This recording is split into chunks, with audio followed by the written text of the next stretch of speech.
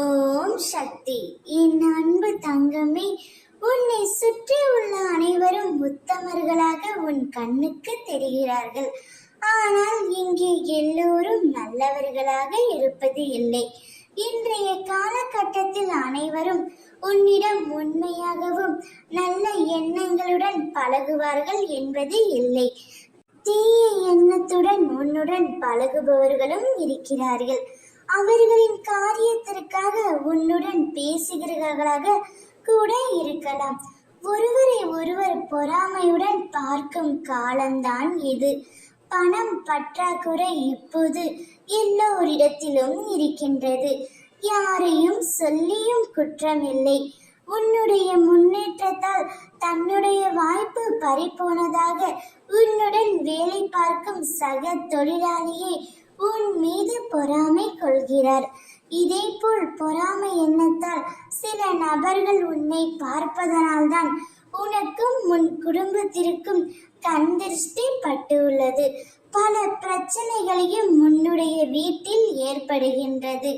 உன்னுடைய அடுத்த வீட்டில் வாழ்பவர்கள் கூட உன்னிடம் உண்மையாக பழகுவது இல்லை.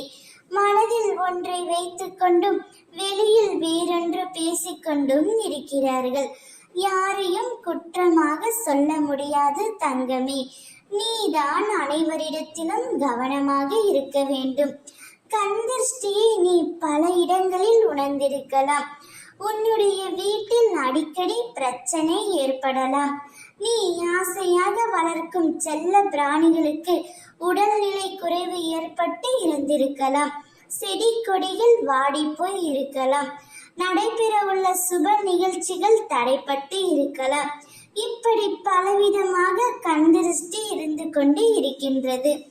இதை போக்குவதற்காக அம்மா சொல்வதை கேள் தங்கமே. மாலை 6 மணி அளவில் சாம்பிராணி எடுத்துக்கொண்டு அதில் வெண்கடுகு போடு. அப்பொழுது படபடவென வெடித்து கொண்டே இருக்கும். அப்பொழுது உன்னை சுற்றியுள்ள அனைத்து கண் திருஷ்டியும் விலகும். பூஜை அறையில் விளக்கேற்றிய பின் இதை செய் தங்கமே. அனைத்து திருஷ்டிகளும் வெளியேறி விடும்.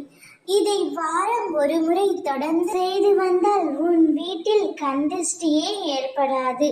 உன்னுடைய தொழிலும் குடும்பமும் சந்தோஷமாக இருப்பீர்கள். அம்மா சொல்வதை கேட்டு புரிந்து நடந்து கொள் தங்கமே. ஓம் சக்தி.